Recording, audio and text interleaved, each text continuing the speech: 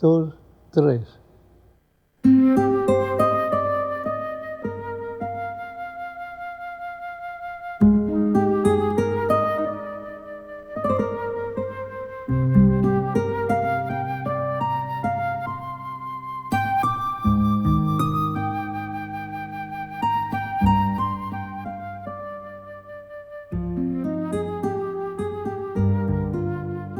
O Rames, ele sempre foi uma pessoa assim de vanguarda, ele não parava, né?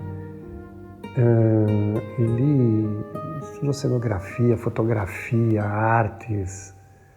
Então, ele era uma pessoa assim que nunca parou, né? E ele começou com esse negócio de arte desde pequeno, né? E isso pra gente, assim, era um exemplo, né? E era uma coisa admirável. E todas as vezes que o Rames chegava em casa, a gente grudava nele, né? Grudava nele, não deixava nem ele tomar banho, ficava lá, ficava assim, sabe? Era muito bacana. E depois que ele fez Belas Artes, ele foi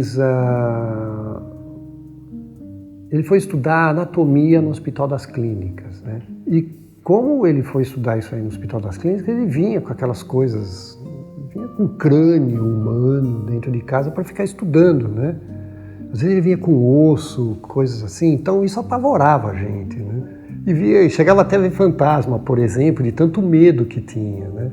E aí a gente ficava pegando no pé dele para ver se ele se tocava de não levar mais essas coisas, né? Então a gente pregava umas peças para ele, assim, meio fantasmagóricas, com fiozinho de nylon puxando. Era muito legal. Ele tem uma capacidade de desenho imensa. Então é por isso que você não vê ele usando nem borracha e nem régua. Ele pega uma lapiseira e uma tela. Ele olha um desenho e vai assim com a lapiseira e com a tela. E faz um desenho básico assim, bem geral. E a partir dali ele começa a pintar. O Rames usava muito traço.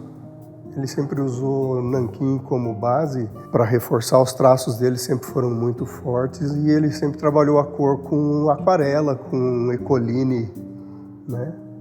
Com transparências, com nuances, com uma coisa bem diluída, bem bacana. É um estilo mais figurativo. Você pode ver que em todos os quadros dele sempre tem essa figura, né, humana presente, né? E agora, em termos de técnica, eu acho que é um pouquinho mais impressionista, sabe?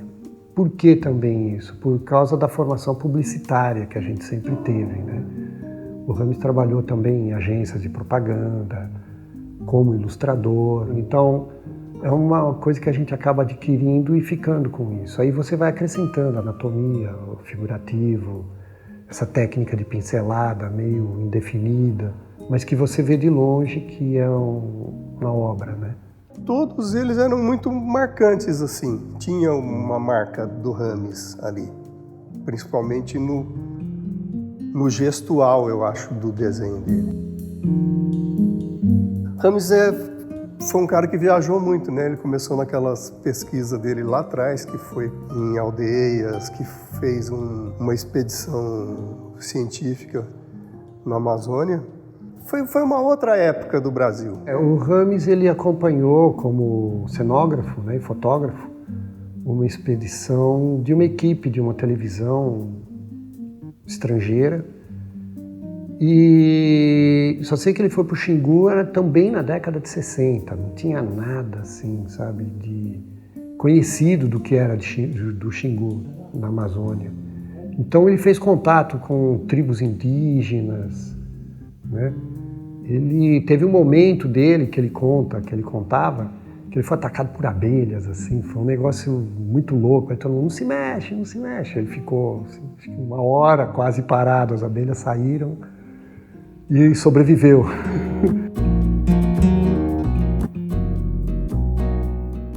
O Rames, como ele tinha uma agência de design, de desenvolvimento de projeto, nessa agência ele sempre foi bastante reconhecido, né, como os projetos dele. Quando ele trabalhava na Willis, quando ele saiu, ele participou de vários projetos da FEI. Então ele tinha esse design industrial já com ele mesmo, né? E aí ele foi procurado pelo Coronel Osiris, no Embraer, para ele poder fazer os primeiros desenhos do Bandeirante quando estava sendo desenvolvido pelo CTA, né? Ainda no CTA. E surgindo esses primeiros catálogos, primeiras ilustrações da Embraer, ele também foi convidado para desenvolver o logotipo da Embraer. Aí depois ele já foi convidado para trabalhar na Embraer. Na construção ele já fazia assim, os trabalhos de ilustração, já com o logotipo, por exemplo, do Ipanema. Ele sempre teve bastante tendência a esse desenho industrial. Ele sempre foi considerado um artista. Então o Rames tinha muito respeito, porque ele desenvolvia também essa parte publicitária, né? Dos painéis, dos catálogos. Ele fazia os estandes da Embraer, então ele acompanhava muito isso daí. Então as pessoas admiravam muito ele, né? Em geral, eu acho que ele é um bom pintor, um bom desenhista. Às vezes os colegas, ele comentava assim, a facilidade que ele tem de, por exemplo, ele queria transmitir uma ideia, e ele tanto faz virado para ele como virado para você, ele desenhava. E o traço dele não parava, o traço dele era contínuo. Porque ele fazia muito desenho publicitário. Ele desenhava para as revistas, até o traço do desenho dele na época, quando ele começou a pintar, era muito publicitário, muito assim, muito certinho, muito acadêmico. Isso ele fazia muito bem. O trabalho do artista e a vida pessoal, emocional, é intimamente ligado.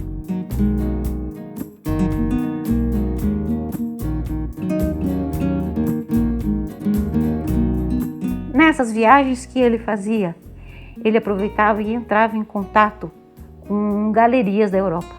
Então, nesses contatos é que depois ele fazia as exposições dele. Às vezes ele usava as férias dele e tudo.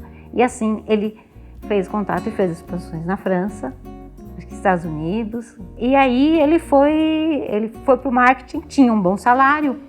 E foi ótimo isso, ele disse, porque aí ele pôde abrir o ateliê dele, o VIP Center. Ele saía da Embraer à noite e ia para o VIP Center dar aula. Ele disse que chegou a ter 80 alunos.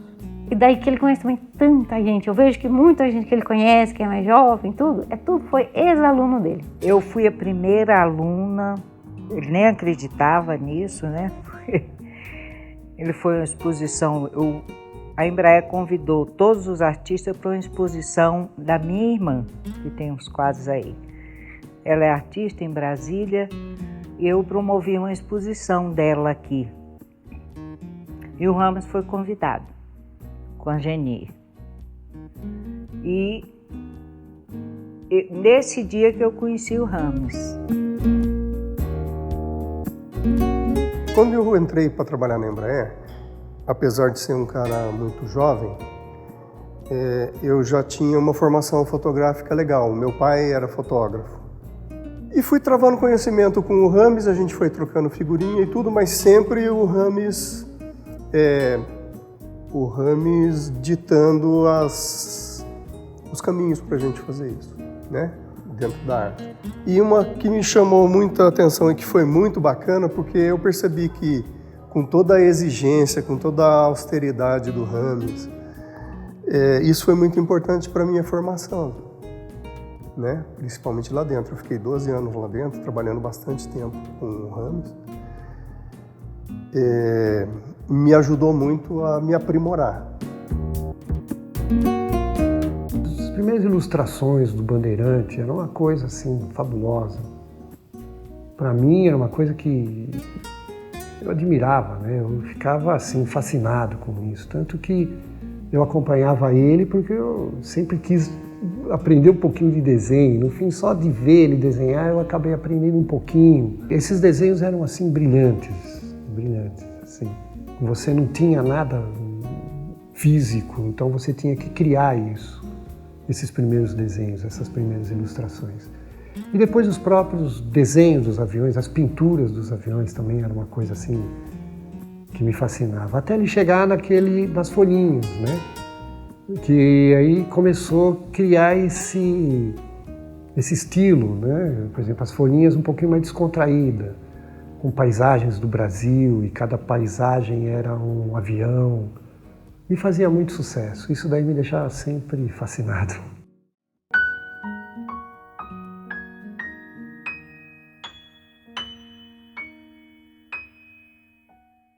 Isso foi em 1985.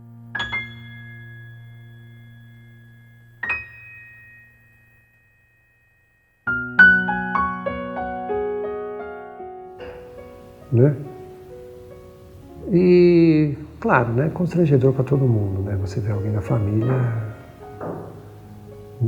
sofrendo um acidente, né? Isso aí, muito chateado.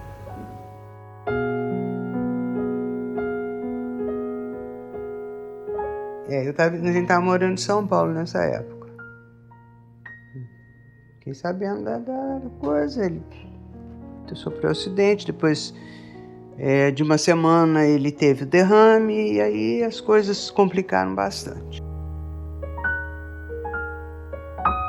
Então, a gente recebeu a notícia do acidente, não demorou muito, porque na área de comunicação, você sabe que todo mundo fica sabendo de tudo. O Rames sofreu o acidente e foi parar num hospital, no Hospital X. E lá ficou. Por sorte, ou sei lá por quê, apareceu um outro amigo da gente da Embraer, que era mais amigo do Rames ainda, e que trabalhava eu acho que na seção que o Rames trabalhava. Esse cara foi nesse hospital para outra coisa.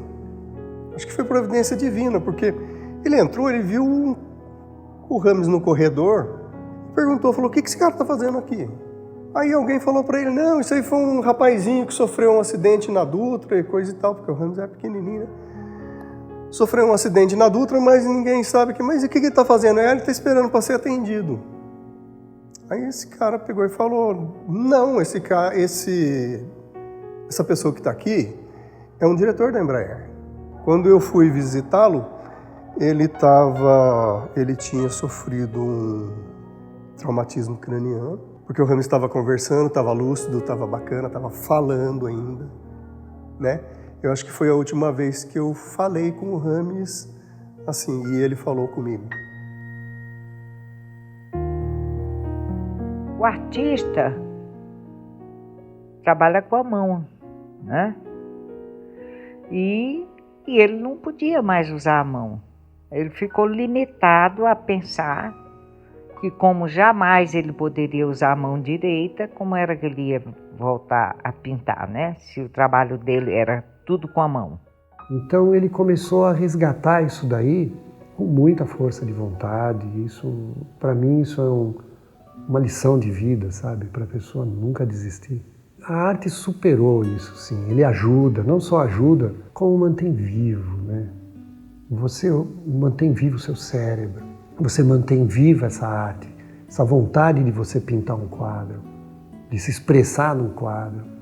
Porque quando você se expressa num quadro, você pensa muito que cor que você vai usar, que cor que você vai pôr, que desenho que você vai fazer, sabe? Então é isso que mantém ele com essa chama da arte. Quando ele percebeu, né, que poderia trabalhar com a mão esquerda, né,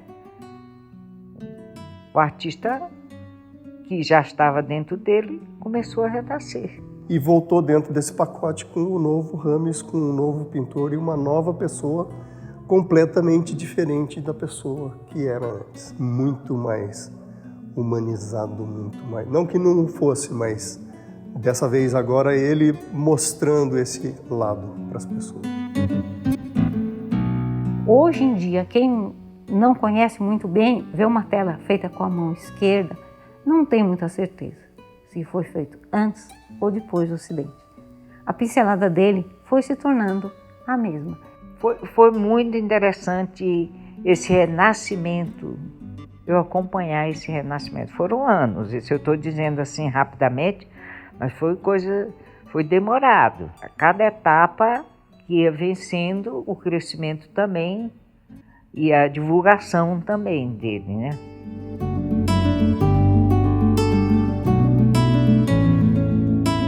A imagem mais impressionante que eu vi foi quando ele recebeu o prêmio da Fundação Cassiano Ricardo.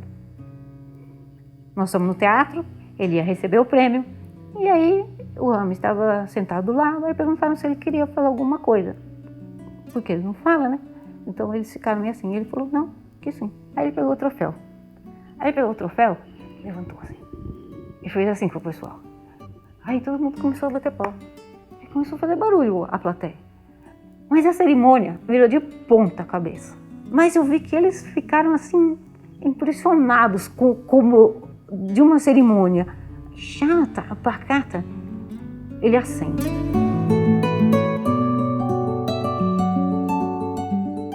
Nessa exposição do Sesc, trouxe para ele uma consagração, um reconhecimento por todo esse resgate de quem é o Rames, mesmo no momento anterior ao acidente como posterior ao acidente. Então, para ele, isso foi bastante significativo, né? É o reconhecimento mesmo, né? De um artista, é ver sua obra admirada, você entendeu? Respeitada. E isso é o que faz viver. Nossa, foi a glória essa exposição do Sesc para ele. Já fez muita coisa na vida, agora, sei lá, está na hora de colher os frutos, né? Então ele ficou muito contente com de estar expondo lá. Todas as outras exposições foram exposições dele, algumas dele, mas também dele com os alunos. E essa daí foi do Rames. O Rames desde o princípio, desde a criação do logotipo, desde dos trabalhos em madeira, dos carros que ele bolou. Então, veio de lá até aqui. Foi uma retrospectiva de toda a vida artística dele.